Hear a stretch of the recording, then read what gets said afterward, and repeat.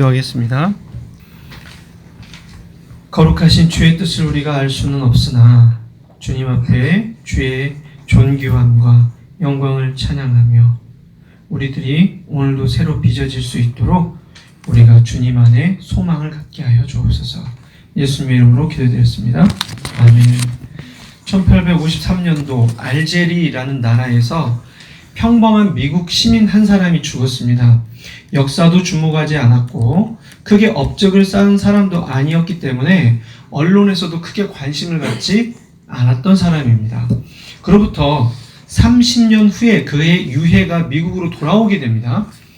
돌아오는 뉴욕 항구가 개항한 이래로 최대의 인파가 몰렸대요. 정치하는 국무위원들이 자리를 함께했고 군악대가 그의 오는 길을 화려하고도 웅장하게 맞아줬습니다. 뉴욕 시민들이 그 평범하게 죽은 사람 하나를 위해 뉴욕 항구를 들끓게 했습니다. 궁금하죠? 그 사람의 이름은 존 하워드 펜이라는 사람입니다. 혹시 아시나요? 존 하워드 펜이라는 사람인데 이 사람이 무엇을 했느냐가 중요한 거 아니겠어요? 근데 이 사람이 이렇게 환영을 받은 데는 다른 건 없고 노래 하나를 만들었던 것 때문입니다. 그 노래 하나 때문에 이렇게 많은 인파가 몰린 겁니다. 그 노래의 제목은 Home Sweet Home입니다. 즐거운 나의 집으로 우리는 번역이 됐어요. 즐거운 곳에서는 날 오라 하여도 내 쉴 곳은 작은 집 내 집뿐이리. 저 학교 다닐 때 배웠었던 것 같은데 여러분 다 아시죠? 세상의 즐거운 곳에서는 날 오라 하여도 내가 정말 쉴 수 있는 곳은 작은 집 내 집뿐이다 라고 이렇게 노래를 부르는데 가사를 좀 더 읽어드릴게요. 내 나라 내 기쁨 내 쉴 곳도 꽃 피고 새 우는 집 내 집뿐이리.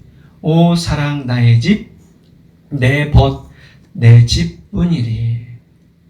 당시 미국은 산업 경제의 발달로 소위 산업혁명이라는 말을 할 정도로 엄청난 부를 향해서 고도의 성장을 해 나가던 때였습니다. 남녀노소 할 것 없이 나가서 돈을 벌고 돈을 만지던 때였습니다. 여러분 돈이 많아지면 뭘 하죠? 사람이 뭐 할 게 뭐가 있을까요? 하나님과 멀어지는 거죠. 죄 짓는 일들에 몰두하기 시작했습니다. 그래서 미국의 가정들이 무너지기 시작했어요. 그런 쾌락과 즐거움이 만연한 반면 미국 사람들의 마음 한켠에는 이게 뭐지? 왜 이렇게 된 거지? 내가 돈을 많이 벌었고 지금 잘 살게 됐는데 쾌하게 뭔가가 빠져나간 느낌을 가졌던 거예요.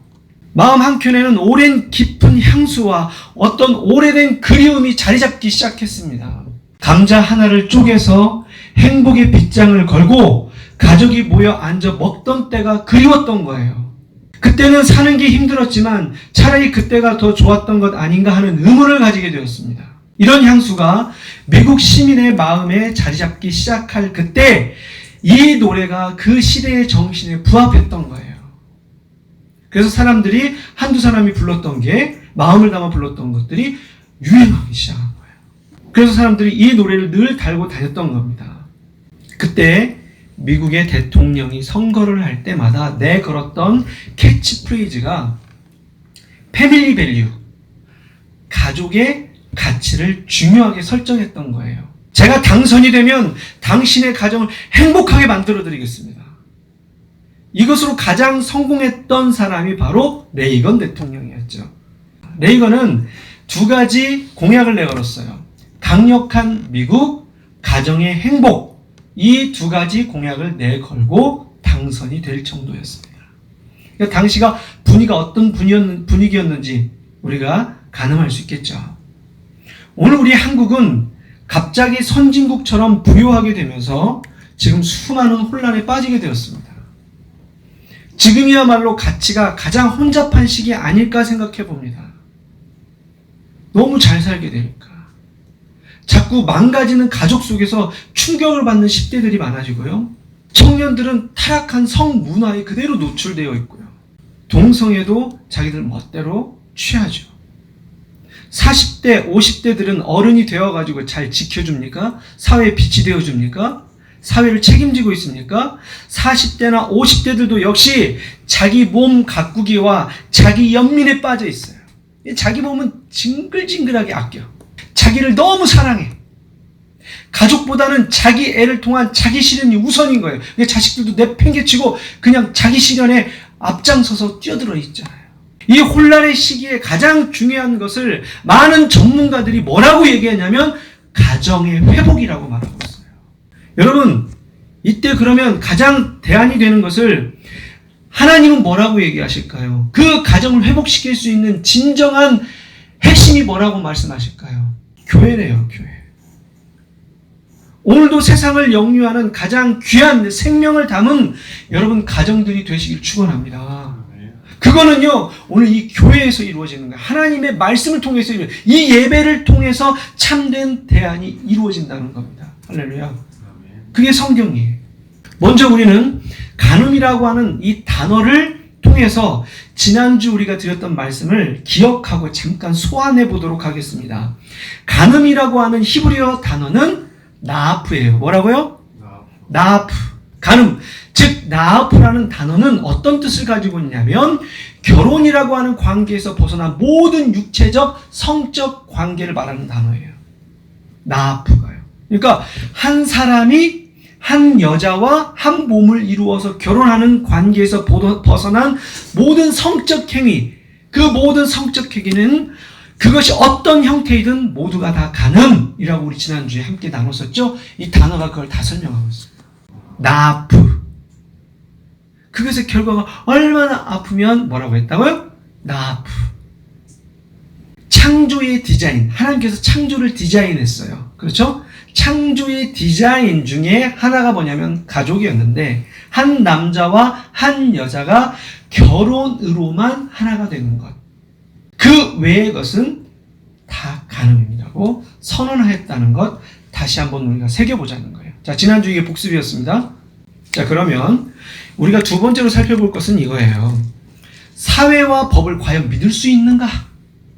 이 사회와 법이 우리의 가정을 그렇다면 지켜줄 수 있는가? 가정이 회복돼야 된다고 많은 전문가들이 얘기하잖아요. 그러면 이 가정을 이 사회가 책임져 줄 수 있을까? 여러분 물어보세요. 정치가? 우리 가정을 책임져 줄 수 있을까요? 현 교육이 지금 우리의 가족을 책임질 수 있을 거라고 생각하십니까? 이 나라의 법이 우리를 책임져 줄 수 있고 우리 가정을 책임져 줄 수 있을 거라고 생각하십니까? 치안과 아니면 여러분 사람의 인격을 믿으십니까? 지난주 잠깐 언급했던 것처럼요.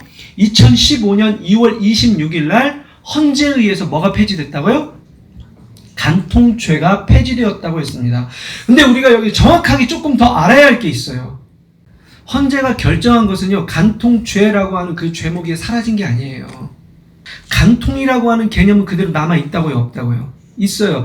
이 사회에서 우리가 유부남과 유부녀가 또 처녀와 유부남이 이런 모든 것들을 우리가 현상들을 볼 때 뭐라고 평가한다고요? 그걸 뭐라고 지시한다고요? 간통이라고 말하는 것에 대해서는 사라진 바가 없다고요. 근데 우리는 잘못 착하게 간통죄가 폐지되었으니까 그것도 없어졌다고 생각하는, 그것은 아니에요. 정확하게 보셔야 돼요.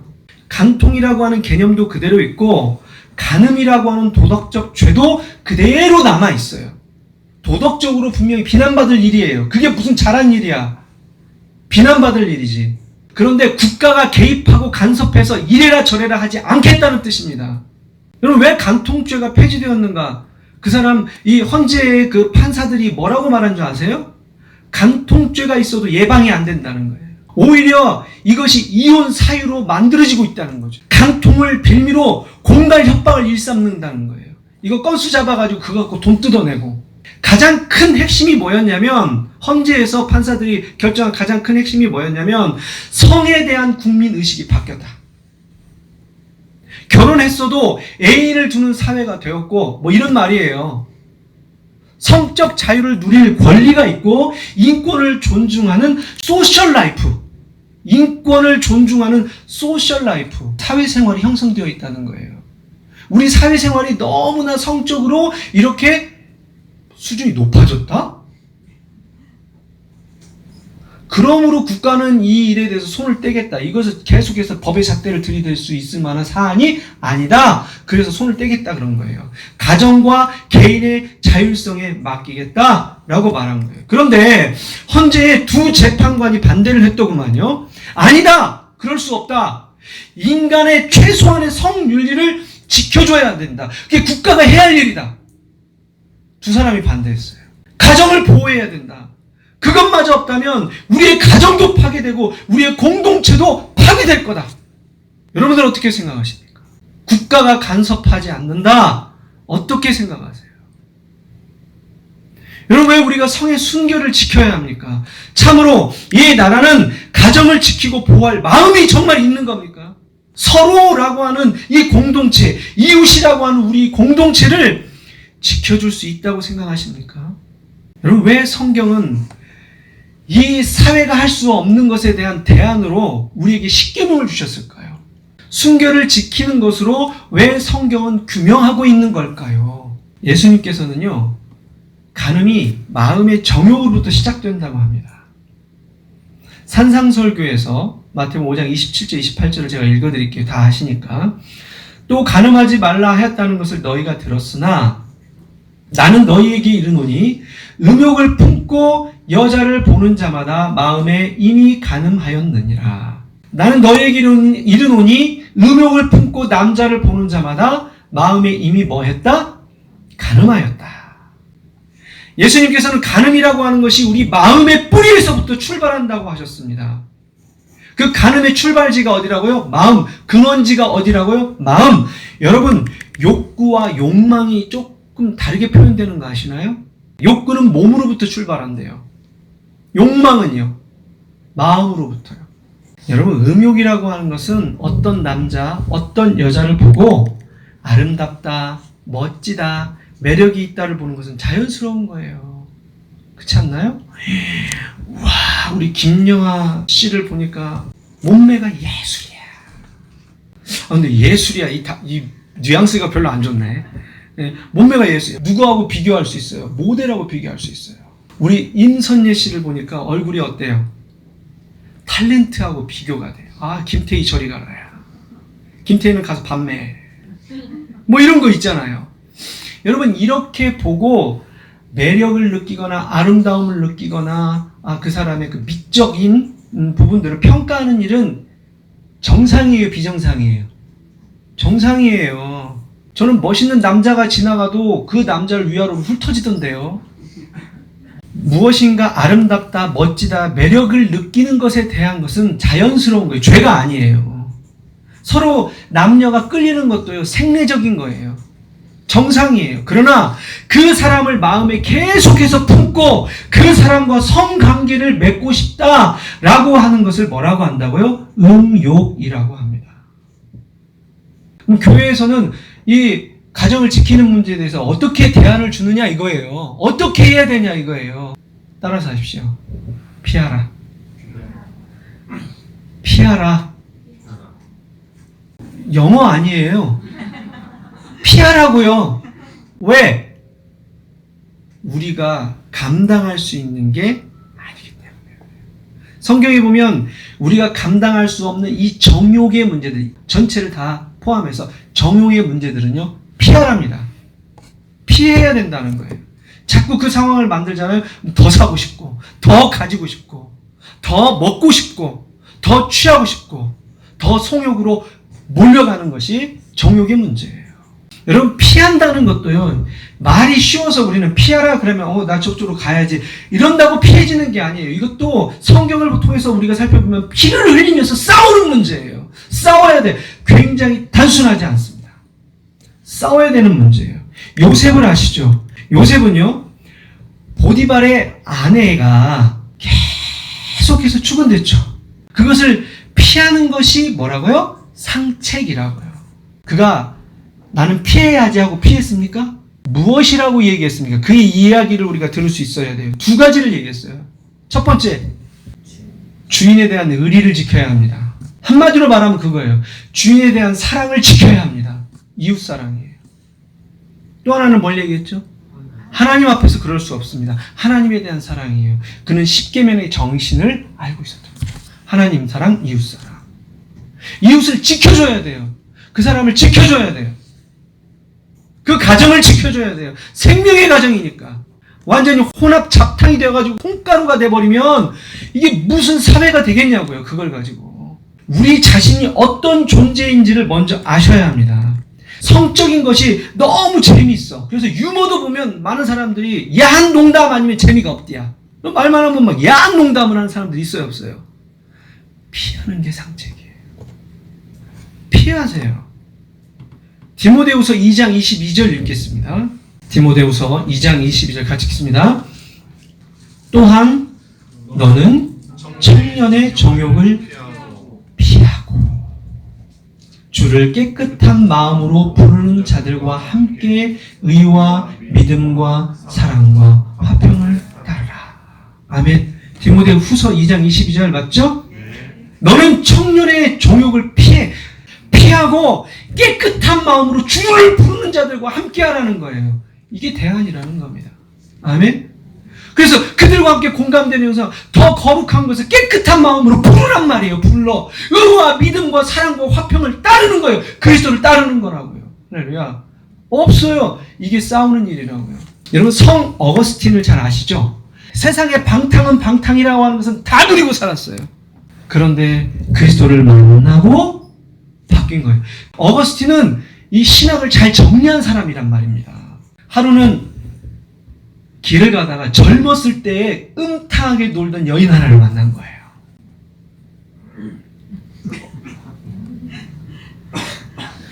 음탕하게 놀던 여인 하나가 자신을 알아보고 막 따라오는 겁니다. 자기 자꾸 피하는데 자꾸 따라오는 거예요. 결국에는 끝끝내 쫓아옵니다. 더욱 피하니까 이 여인이 자기를 못 알아보는 줄 알고 이렇게 소리를 치는 겁니다. 피하지 말라고. 나예요. 나예요. 나. 어거스틴이 그녀를 향해서 이렇게 말합니다. 너는 너지만 내가 아니다. 너는 그때 너이지만 나는 그때 내가 아닌 거야. 이 말을 이렇게 말한 거예요. 너는 너지만 내가 아니다. 그리고 도망갔답니다. 성경은 이렇게 말합니다. 피하십시오. 어거스틴 같은 사람도 도망가 버렸습니다. 해결할 수 없어요. 여러분 40대가 되면 불혹이라고 그런다죠? 불혹이 무슨 뜻이에요? 유혹을 받지 않는다고. 불혹. 40대, 50대가 됐어. 불혹일까요?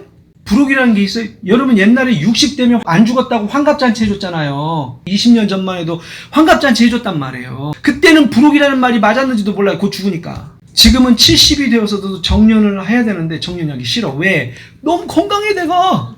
그러니까 불혹이라는 40이 되어도 불같은 성욕을 주체 못하는 사람들이 현대에는 많은 거예요. 얼마나 잘 먹고 얼마나 운동을 잘하고 자기 관리, 돈과 시간을 공들여서 자기 관리를 하는지 몰라요. 얼마나 자기 몸을 사랑하는지 건강하게 이를 데 없어요. 교회에서도 여러분 잘 따라주셔야 합니다. 제발 부탁드립니다. 우리 교회에 계신 분들도 보면 정말 혈기왕성하잖아요. 잠언 7장 10절에 이런 말씀이 있습니다. 쭉 기록되어져 있는데 10절만 읽어드릴게요. 그때에 기생의 옷을 입은 간교한 여인이 그를 맞으니. 성경엔 이렇게 말합니다. 기생의 옷이 있다고. 기생의 옷이 있습니다. 현대 시대 정신은 이렇게 말합니다. 여자의 권리입니다. 내가 좀 짧은 거 입을 수 있고, 내가 배꼽티 입을 수 있지. 내가 푹 파진 거 입을 수 있지. 자기는 그렇게 생각할지 모르지만 다른 사람이 보면 그렇게 생각 안 한다고요. 가슴이 많이 파이고 유두가 드러나는 옷, 속옷이 훤히 비치는 옷, 허벅지가 드러나는 옷, 몸매가 드러난 이상한 옷 입고 교회 오지 마십시오. 제발. 지금은 제가 보니까 그런 사람 없어요. 근데 여름이 되면 나옵니다. 아닙니다. 사람은 마음에 품은 것들을 삶으로 실현한단 말이에요. 고린도전서 6장 9절에서 10절은 찾아보겠습니다. 고린도전서 6장 9절에서 10절 같이 읽습니다. 불의한 자가 하나님의 나라를 유업으로 받지 못할 줄을 알지 못하느냐. 미혹을 받지 말라. 음행하는 자나 우상 숭배하는 자나 간음하는 자나 탐색하는 자나 낭색하는 자나 도적이나 탐욕을 부리는 자나 술 취하는 자나 모욕하는 자나 속여 빼앗는 자들은 하나님 나라를 유업으로 받지 못해요. 하나님 나라가 없어요. 하나님 나라의 그 평안과 자유와 안식의 핵심 가치들을 누릴 수가 없어요. 예수님께서 부활하신 다음에 뭐라고 했죠? 평강이 있을지어다 그랬잖아요. 우리에게 평강이 있다고요? 없어요. 이런 사람들은 없어요. 남색하는 자, 탐색하는 자, 간음하는 우상숭배 없어요. 누리지 못한다는 말이에요. 요셉은 의리 때문에 자신과 싸웠고 하나님을 사랑했기에 죄와 싸웠습니다. 그걸 피한 거라고 말하는 거예요. 아멘? 그러니까 피한 것이 엄청난 싸움이라는 것을 우리가 알아야 돼요. 피해야 돼요. 간음의 문제와 싸우는 것은 피하는 겁니다. 다른 죄의 문제도 똑같아요. 피하는 거예요. 다른 정욕의 문제도 똑같아요. 피해야 돼요. 싸워야 돼요. 시대의 정신과 죄와 음란과 어둠과 싸우되 피 흘리기까지 싸우셔야 됩니다. 성경에서 싸우라는 말은요, 이 검투사를 두고 얘기한 거예요. 검투사가 무슨 스포츠하고 오락했습니까? 아니면 자기 생명을 걸고 싸웠습니까? 짐승과 싸워야 되고 자기들끼리 싸워서 자기 생명을 지켜내야 되잖아요. 그 단어를 가지고 와서 쓴 거예요. 성경에서 싸우라. 생명을 걸고 싸우는 거예요. 지난주 말씀드렸잖아요. 여러분, 생명을 걸고 싸우라고 하나님이 말씀하세요. 반드시 죽이라고 했으니까. 야고보서 4장 7절 제가 읽어드릴게요. 그런즉 너희는 하나님께 복종할지어다. 마귀를 대적하라. 그리하면 너희를 피하리라. 여러분, 존 파이퍼라고 하는 유명한 설교자가 있는 거 아시잖아요. 영상도 많이 돌아다니는데 그 존 파이퍼가 뭐라고 얘기했냐면, 부정적인 권고가 있을 때 아니오라고 하는 말을 5초 내에 그리스도 안에서 외치랍니다. 아주 실제적이죠. 야, 우리 이거 한잔 할까? 우리 한잔 하고 2차 갈까? 아니요. 저는 아닙니다. 저는 그렇게 못합니다. 가정 지킬 겁니다. 아니요. 를 5초 내로 그리스도 안에서 외치랍니다. 존 오웬이라고 하는 아주 유명한 청교도 학자가, 신학자가 있어요. 죄를 죽이라. 그렇지 않으면 죄가 당신을 죽일 겁니다. 죄를 죽이십시오. 죄를 당신이 죽이지 않는다면 그 죄가 당신을 죽일 겁니다. 여러분, 삼손과 바울은 사람들에게 주목을 많이 받은 사람 아닙니까? 마지막 모습은 너무나 다르지 않습니까? 바울은 부름받은 사역과만 싸운 게 아니에요. 하나님께서 부르셨던 그 사역과만 싸운 사람이 아니에요. 자기 자신과도 싸운 사람이에요. 생을 얼마 남겨놓지 않은 시점에서 이렇게 말합니다. 디모데후서에서 이렇게 말해요. 나는 믿음의 선한 싸움을 싸우고 달려갈 길을 달려갔다고. 나는 믿음의 선한 싸움을, 이건 더러운 것과의 싸움이에요. 사명과의 싸움이 아니라 자기 자신과의 내적인 싸움을 말했던 거예요. 나는 믿음의 선한 싸움을 싸웠다. 내 내적에서 일어나는 많은 갈등과 싸웠다. 욕망과 욕심과 싸웠다. 나도 편하고 싶었고 즐겁고 싶었고 재미진 일들을 하고 싶었어. 그런데 나는 내 안에서 더러운 것들과 싸웠다라고 말하고 있어요. 그래서 그의 마지막은 하나님 앞에 순교로 끝을 냈죠. 아름다움이었죠. 여러분, 삼손은 보십시오. 힘으로 따지자면 인류의 역사상에 이만한 용사가 있어요, 없어요? 이만한 용맹을 가진 자가 있어, 없어요? 세계 1인자였을 겁니다. 그러나 자기 안에 내적인 싸움과는 잘 싸우지 못했던 사람이었잖아요.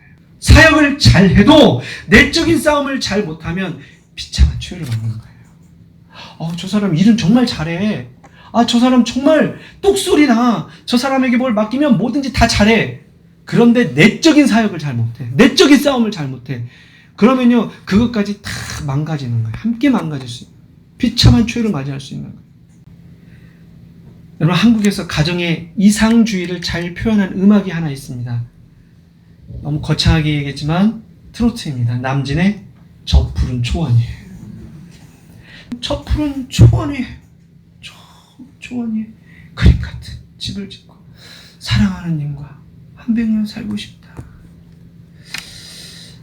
전 집사님이, 엄재선 집사님이 없어서 그러신가 많이 생각을 하시면서 웃으시고 아쉬워하시는 것 같은데, 네요. 미국에서는 무엇을 얘기하냐면요, 저 푸른 초원이 아니고요, 더 푸른 초원을 얘기해요. 더 푸른 초원. 미국에서는 집집마다 잔디가 있다면서요.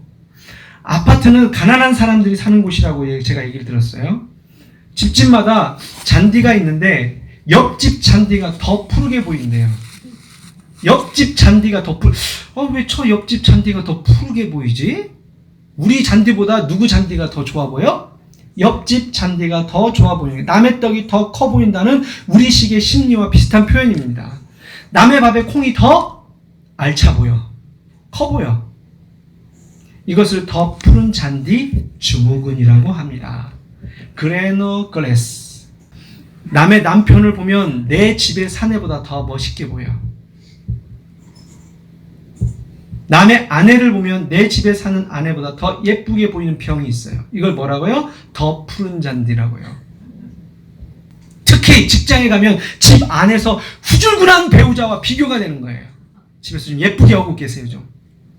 무릎 나오고 엉덩이 처진 게 거의 기영아 수준이래요. 아니, 뭐, 무릎이 이렇게 튀어나오고 뒤에 엉덩이 이렇게 처져갖고, 이건 기영아예요, 기영아. 그러는 거 버리세요. 거의 기영에 가까운 옷을 입고 사는 사람과는 세련된 옷으로 치장하고 꾸민 사람과 비교가 되는 거 아니, 당연한 거 아니에요? 와, 멋지다 싶은데, 그게 뭐냐면 더 푸른 잔디 증후군이라는 겁니다. 이 역시도 낸시 앤더슨이라고 하는 여자가 쓴 책에서 따온 처방이라고 합니다. 이 낸시 앤더슨 역시 기독교인이었어요. 근데 왜 이런 책을 썼냐면 직장 동료하고 눈이 맞았네. 누가요? 이 책을 쓴 낸시 앤더슨이라고 하는 여자가 직장 동료하고 눈이 맞아서 동거를 했어요. 가족이 다 있는데. 자녀도 있고 남편도 있는데. 그런데 신앙생활, 기독교인이라고 하죠. 신앙생활을 하는데 하나님 앞에 너무나 양심이 찔리고 괴로운 거예요. 너 미쳤구나, 너 미쳤어. 제발 정신 차려. 결국에는 피하고 피 흘려 싸우면서 바로 잡으려고 하는데, 바로 잡으려고 가정을 딱 돌아보니까 이미 상처는 다 받았고 깨질 대로 다 깨졌고 망가질 대로 다 망가진 가정이 된 것을 발견했다는 겁니다. 그런데 친정 부모님이 너무나 신실하게 잘 믿는 성숙한 신앙을 가진 부모였기 때문에 그 부모에게 상담을 요청했습니다. 친정 아버지가 이렇게 말했다고 합니다. 너희들 둘 들어보니 적당하게 덮고 살면 당장은 좋아 보이지? 안전해 보이지? 견고해 보이지? 그러나 폭우가 내리면, 큰 비가 내리면 그 틈이 벌어지는데 걷잡을 수 없어서 다 무너진다. 그러니 너희가 할 일은 다시 재건해야 돼. 재건해야 해. 재건. 다시 견고한 토대 위에 가정과 결혼을 다시 세워야 해. 그러려면 정말 중요한 것이 있다. 그게 뭔데요? 사과와 용서. 진심 어린 사과와 진심 어린 용서가 필요해. 그 재건은 in Christ. 그리스도 안에서 하는 것이야. 너희들의 주인이신 그리스도 안에서 새롭게. 그가 너를 위해 죽기까지 흘린 사죄의 피로 너는 잘못을 구해야 돼. 예수께서 너를 용서하신 사랑으로 너도 용서해줘야 돼. 그 가정 위에 세우지 않으면 큰 비가 오고 폭우가 내리면 무너질 거란다. 여러분, 여기에 하나님의 목표가 있으신 겁니다. 여러분 여기 잘 오신 거예요. 여러분 믿으시기를 정말 잘하신 거예요. 왜? 하나님에게 뭐가 있는 줄 아세요? 말씀이 있습니다. 회복의 말씀이라고 부릅니다. 할렐루야. 인 크라이스트 안에서만 가능한 일, 세상에서 가능하지 않아요. 이 가정을 바르게 세우시려면 성경 공부를 하고 성경을 배우셔야 돼요. 그래서 주일학교는 계속되는 거예요. 청소년부 주일학교로 시작해서 오늘 주일 예배를 드리고요. 유소년부 주일학교를 해요, 우리가. 그리고 청소하고 오후 장년부 주일학교를 하고 마칠 겁니다. 주일학교 한다고요, 주일학교. 성경을 배웁시다. 회복의 말씀을 배웁시다. 할렐루야. 이걸 배우십시오. 그래야 바르게 세울 수 있습니다. 바르게 살 수 있습니다. 내 인생도 바르게 세울 수 있습니다. 네가 그렇게 설계하고 그렇게 이루어간다면 하나님께서 이렇게 약속하셨어요. 내가 이슬처럼 너에게 복을 주겠다. 다시 복을 주겠다. 내가 백합화같이 너를 피게 할 것이다. 백향목같이 뿌리가 박히고 향기가 날 것이다. 깨끗이 씻겨서 견고하고 든든하게 너의 가정을 세워줄 거다. 그렇게 너의 교회를 세워줄 거다. 하나만 얘기하고 마치도록 하겠습니다. 여러분, 다시 시작하십시오. 이게 성경은 이렇게 말합니다. 누리라. 더 적극적인 것, 보다 만족적인 것을 찾아가라는 거예요. 음욕이 마음을 지배하는 이유는 그리스도에게 더 큰 매력을 느끼지 못하기 때문입니다. 우리가 세상 애인에게 코를 박는 이유는 자기 신랑에게 매력을 느끼지 못하기 때문이고 자기 아내에게 매력을 느끼지 못하기 때문이에요. 자기 배우자의 즐거움을 회복하시기 바랍니다. 약한 자, 연약한 자들을 파트너로 만들어서 연합하여 짝을 지어주셨습니다. 여러분 쳐보십시오. 하나님께 여러분들 서약했잖아요. 그렇죠? 사람들 앞에 서약했잖아요. 그 서약을 잊으시면 안 됩니다. 그 자리에 여호와 하나님께서 계셨습니다. 다시 회복하십시오. 여러분, 핑클의 이효리가 있죠. 이효리가 컴백하는 내용의 기사가 있었어요. 뭐라고 써 있었냐면 지난 수삼 년간 유명인이었던 것을 잊을 만큼 평범하게 살아왔는데 팬들의 사랑 때문에 다시 컴백하게 되었다. 뭐 이런 내용이에요. 그 결혼 5년 차에 남편 이상순에 대해서 말하는데 이효리 자기 자신은 늘 자기를 볼 때 어떤 사람이냐면 자기 자신을 못 살게 구는 사람이래요. 자기를 압박하는 사람, 자기를 힘들게 하는 사람, 스스로 편안하지 못한 사람이었대요. 지금까지. 그런데 이상순이라고 하는 사람은 아무것도 하지 않아도 존재 자체만으로도 소중한 사람이라는 것을 느낀다. 그렇게 써 있더라고요. 존재 자체만으로도 소중한 사람이라는 거예요. 에로스가 사라지면 서로 사약 먹듯이 살아가는 사람들이 보통의 사람들이죠. 그런데 존재 자체만으로도 소중한 사람으로 우리가 살아가야 하지 않습니까? 우리가 그런 말을 해야 되지 않습니까? 사실은 우리가 그런 고백을 해야 되지 않습니까? 오늘 자기 배우자에게 이렇게 말해 보시겠습니까? 존재 자체만으로도 당신은 너무 소중한 사람이라고. 아멘이 안 나오고 제가 보니까 입에서 아이고가 나오는 것 같아요. 집에 가서 또 그렇게 하는데 아멘 하세요. 아멘. 아이고 그러지 마시고 10년만 살아보십시오. 아멘이 나오나. 20년 30년을 살았는데 그 박자에 아멘이 나옵니까? 이렇게 말하실 분도 있을지 모르겠지만 다시 시작하시기 바랍니다. 그게 오늘 명령입니다. 뭐라고요? 간음하지 말라. 간음하지 말라. 네 아내에게, 네 남편에게, 자녀에게, 네 교회에서 풍성한 꼴을 얻으라. 할렐루야. 할렐루야. 여러분들에게서 그 풍성한 꼴을 얻고 싶습니다. 여러분 출애굽기 20장 6절 한번 읽어볼게요. 6절하고 마치겠습니다. 다시 시작하십시오. 그것이 명령입니다. 그 명령은 이렇게 써 있습니다. 20장 6절입니다. 시작. 나를 사랑하고 내 계명을 지키는 자는 천대까지 은혜를 베푸느니라. 나를 사랑하고 내 계명을 지키는 자는 천대까지 은혜를 베푸느니라. 그런 가정 되시기를, 그런 부부 되시기를 축원합니다.